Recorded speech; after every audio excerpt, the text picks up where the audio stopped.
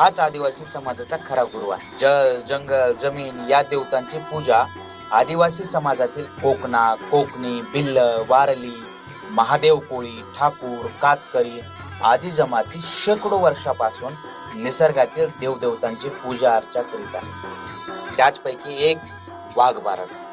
या सणा दिवशी वाघदेव, नागदेव, चंद्र, सूर्य, मोर, विंचू, झाडे यांची पूजा केली जाते. दिवाळी म्हटलं की गोडधोड पदार्थ, नवनवीन कपड्याची खरेदी, फटाक्यांची आतिषबाजी, लक्ष्मीपूजन, भाऊबीज असा हा आनंदोत्सव सण मोठ्या उत्साहाने साजरा केला जातो.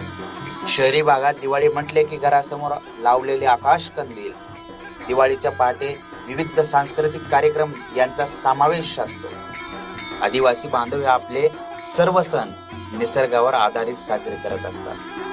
दिवाळी सण सुद्धा निसर्गाच्या सानिध्यात राहून निसर्ग देवताची आराधना, आळवणी करीत साजरा केला जातो. निसर्गाला कोणती हानी न पोहोचता आदिवासी बांधव सण उत्सव साजरे करत असतात. आजही आदिवासी दुर्गम भागात अनोख्या तऱ्हेने निसर्गाचे नियम पाळत सण उत्सव साजरे केले जातात.